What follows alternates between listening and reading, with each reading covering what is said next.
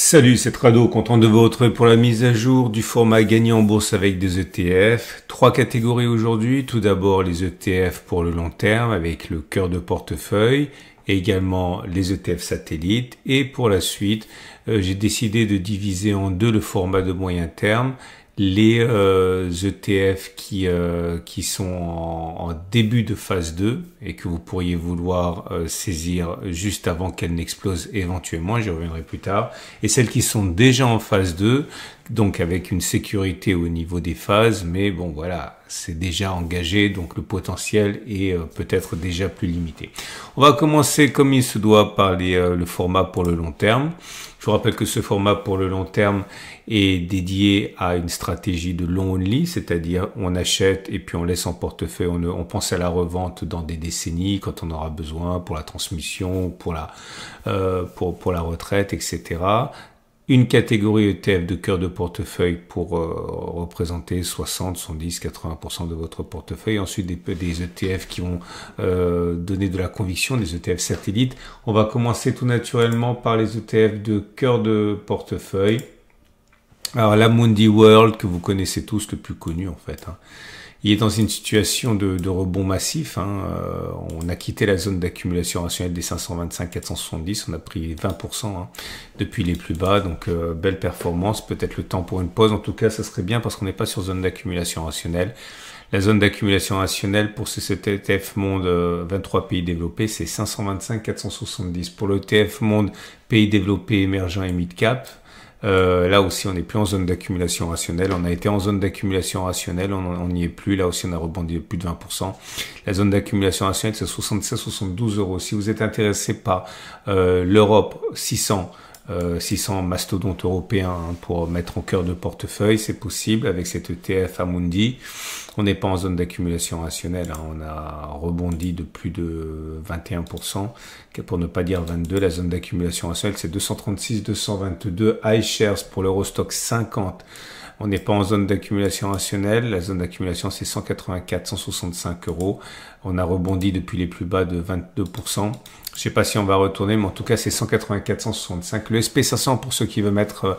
alors, attention, j'aurais dit à chaque fois, c'est pas un ETF, c'est un indice. Mais il y en a tellement, je voulais choisir. Ils ont tous la même physionomie. La zone d'accumulation rationnelle, c'est quand on sera dans cette zone jaune. Là, c'est 56-60, 51-00. Le rebond a été depuis le plus bas de 23%. Le Nasdaq, également rebond très violent, on a pris quasiment 30% depuis les plus bas, on a pris 31 même en fait. On est venu buter sur la zone de résistance ici, mais c'est pas ce qui nous intéresse. Ce qui nous intéresse, c'est qu'on n'est pas en zone d'accumulation rationnelle. Pour cet indice, la zone d'accumulation rationnelle, c'est 19 250, 17 400. Et le CAC 40, qui n'est pas non plus un ETF, naturellement c'est un indice, mais vous trouverez des dizaines d'ETF pour satisfaire votre envie si vous voulez accumuler ça. On n'est pas en zone d'accumulation rationnelle. La zone d'accumulation rationnelle, on a rebondi dessus il y a 6 semaines. C'est 72,00, 68,00. Voilà. Première pause pour vous rappeler que cette stratégie repose, je l'ai déjà dit, sur des ETF pour le long terme. Mais quand on achète un ETF, il faut savoir ce qu'on achète. Parce que si on sait pas ce qu'on achète, on fait n'importe quoi. On fait pas les choses de manière rationnelle. Et pour ça, il faut avoir les prospectus techniques. Alors, les prospectus techniques, c'est un peu pénible à chercher et à actualiser. Si vous avez des difficultés ou pas le temps, j'ai tout regroupé sur mon site. Ok.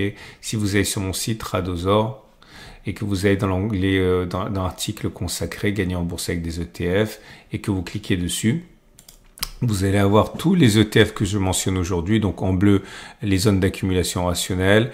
En jaune, on va le voir un petit peu plus tard, les ETF que j'ai mentionnés en phase 2. Et les roses pour ceux qui sont en train de basculer de phase 2 à phase 1. Phase 1 à phase 2, pardon, ok. Et si vous cliquez par exemple, je sais pas, au hasard sur celui-là, vous allez avoir la notice technique avec voilà le portefeuille, etc. Donc n'hésitez pas. Et puisque je l'ai sous les yeux, si vous voulez un broker, un courtier pour acheter ça, Trade Republic vous permet, vous cliquez là-dessus et vous allez arriver sur la page dédiée. C'est une banque, c'est allemand, c'est régulé, c'est le plus grand courtier, la plus grande plateforme de TF en ligne. Vous avez une une banque, donc c'est 2,25% d'intérêt sur le compte d'attente. Vous avez du cashback, vous avez une carte de paiement, vous avez le PA, et puis bon, si vous cliquez dessus et si vous ouvrez un compte, sachez que c'est un sponsor. Donc je gagne pas de l'argent quand vous ouvrez un compte, mais naturellement si vous utilisez mon lien, c'est bon pour moi. Merci à tous. On va donc passer donc aux ETF de conviction à présent. Alors j'ai trouvé des ETF, bon peu d'ETF de conviction en phase d'accumulation rationnelle, en zone d'accumulation rationnelle, mais quelques-uns quand même. Je vais rien de neuf, hein, ce sont les mêmes, hein, mais voilà, celui-là vous le connaissez bien, j'en parle depuis des semaines et des semaines. C'est le SPDR Obligation Entreprise Internationale. On est en zone d'accumulation actuellement à 25,7, 25,00.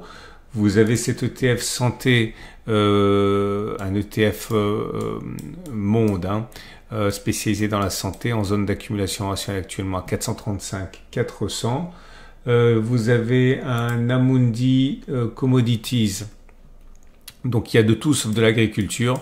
En zone d'accumulation rationnelle, on y revient là, hein, à 20,6 si vous croyez aux matières premières. Le Vietnam, j'en parle parce que ça fait des mois que j'en parle pour finalement le voir rester dans la zone d'accumulation des 24-21, mais peut-être qu'il est en train de faire un décollage pour de bon, donc peut-être que c'est, je le répète, la dernière occasion de rentrer dedans, si vous voulez, du X-Tracker Vietnam, hein, zone d'accumulation rationnelle 24-21,5. La santé européenne, cette fois pas mondiale, éligible au PEA en zone d'accumulation rationnelle à 140-127 euros. Les produits de base européens éligibles au PEA en zone d'accumulation rationnelle à 85,73 et l'Amérique latine, pour ceux qui sont intéressés par l'Amérique latine, celui-là il est éligible, non celui-là n'est pas éligible au PEA, pardon. Ça peut vous intéresser, zone d'accumulation rationnelle actuellement, hein, alors j'ai pas mis la valeur, faut m'excuser, c'est 15,413. 15,413, on est en zone d'accumulation rationnelle. Voilà, on va passer à présent au deuxième format, le format pour le moyen terme. Donc l'idée ici, c'est pas d'avoir un portefeuille pour le long terme, c'est plutôt du moyen terme. L'idée, c'est d'essayer d'attraper les ETF lorsqu'ils basculent de phase 1 en phase 2, ou alors éventuellement quand ils sont en phase 2, mais lorsqu'ils connaissent des consolidations, pour essayer de prendre le train pendant l'arrêt, on va dire, hein, à la station. Le passage de phase 1 à phase 2, c'est trop beau pour être vrai et pour fonctionner dans tous les cas. En fait, non, c'est même plutôt le contraire. Ça fonctionne rarement. Faut compter à peu près une chance sur deux, pas mieux. Mais l'avantage, c'est que quand on gagne et qu'on arrive à attraper une fusée, eh bien, ce qu'on perd est bien inférieur à ce qu'on peut gagner. Donc, c'est le ratio gain-risque qui est phénoménal, hein. Donc, c'est pas le taux de succès qui est phénoménal, c'est le ratio gain-risque qui est vraiment très intéressant. Pour savoir quand entrer exactement, quand sortir exactement, vous avez un tutoriel, comme pour les ETF de conviction et les zones d'accumulation rationnelle. Tout ça, c'est à la fin de la vidéo ou alors en dessous de cette vidéo-ci. Et on va commencer par les ETF qui basculent de phase 1 en phase 2. Peut-être, on espère, la Chine. La Chine, donc on a besoin d'un moyen mobile à 30 semaines. Vous voyez, on est maintenant peut-être en phase 2. On est sorti de la phase 1. On a fait une incursion le 7 avril. Ça pourrait vous intéresser. La Chine. L'agriculture, ça tombe bien parce que tout à l'heure on a vu les commodities hors agriculture. Celui-là, il est peut-être en train de sortir de phase 2. C'est pas évident, hein, c'est un peu poussif, hein, je vous avouerai, mais il est possible qu'on soit en train de sortir de phase 1 pour entrer en phase 2. L'Eurostock 600, spécialisé dans boissons et nourriture, éligible au PEA. Celui-là a vraiment une physionomie qui me plaît, c'est propre, la moyenne mobile à 30 semaines, ça pourrait vous intéresser. Encore un sur la Chine, mais d'une constitution différente. Vous avez cet ETF qui a un Amundi, qui est peut-être en train de rentrer en phase 2. L'Amérique latine éligible au PEA avec cette phase 2. C'est exactement le même que le précédent qu'on a vu dans un cadre d'accumulation rationnelle. Celui-là, il est éligible au PEA. On pourrait parler de celui-là aussi en accumulation rationnelle, mais bon, je varie les plaisirs. Il rentre en phase 2, peut-être ça pourrait vous intéresser. Et je crois que c'est quasiment tout, hein. Ouais, c'est tout. Par contre, il pourrait vous intéresser maintenant, donc on va voir les phases 2 et ça pourrait être l'objet d'un renfort ou d'un achat en cas de consolidation, parce que bon, si vous voulez, vous pouvez acheter maintenant, hein, mais on est déjà bien engagé en phase 2, donc peut-être attendre, je répète pour la 3e fois. En tout cas, les métaux précieux, donc or, argent, platinoïde, cet ETF qui est un ETF Wisdom Tree, un ETF Amundi spécialisé dans l'eurozone en phase 2 depuis un moment, en cas de consolidation, ça pourrait vous intéresser. L'Amundi petite capitalisation small caps en phase 2 également, et bon, soyez vigilants si vous voulez rentrer en cas de pause. Celui-là, c'est petite capitalisation européenne. Un iShares spécialisé dans les grandes et petites capitalisations de la zone euro en phase 2. Un Amundi spécialisé dans les actions qui distribuent de hauts dividendes en phase 2 également. Un VanEck qui propose des minières aurifères juniors en phase 2. À surveiller ce VanEck dans la défense. Ok, belle phase 2, comme vous le savez, hein, la défense a le vent en poupe actuellement. Encore un iShares aurifère, mais celui-là, c'est les mines seniors, pas les mines juniors, pardon. SPDR, un ETF Europe spécialisé dans les petites capitalisations.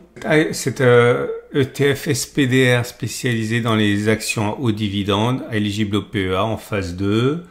Un X-Tracker qui représente des entreprises européennes à haut dividende, si vous voulez passer plutôt, sélectionné par la qualité, la qualité des entreprises, la qualité des dividendes. Un Amundi avec une connotation respectueuse de l'environnement, net zéro émission ambition, éligible au PEA en phase 2. L'assurance européenne, ça peut vous intéresser si vous êtes confiant sur le secteur. Un ETF DAX, le DAX a explosé, c'est fou, regardez, c'est un indice et il se comporte comme une small cap, il a pris 27% en quelques semaines, en phase 2, éligible au PEA.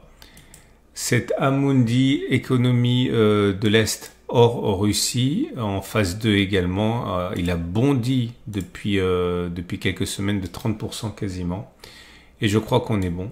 Voilà, on est bon là maintenant. Dites-moi en commentaire si vous voulez que je continue à vous proposer des ETF en phase 2, puisque l'utilité n'est pas aussi, on va dire, évidente que les autres. Mais bon, faute de grives, on mange des merles, comme disaient nos grands-parents.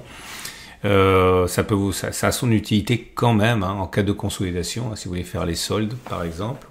On a donc fait le tour. Je souhaite une excellente journée. N'oubliez pas de vous abonner pour ne pas louper les mises à jour. C'est toutes les semaines le week-end. Et n'oubliez pas non plus qu'en allant sur mon site, tout au long de la semaine, je mets des alertes lorsque on est sur des zones d'accumulation rationnelle, comme vous pouvez le voir. Ça peut vous servir. À demain pour la mise à jour des autres formats. La semaine prochaine pour la mise à jour de ce format-là.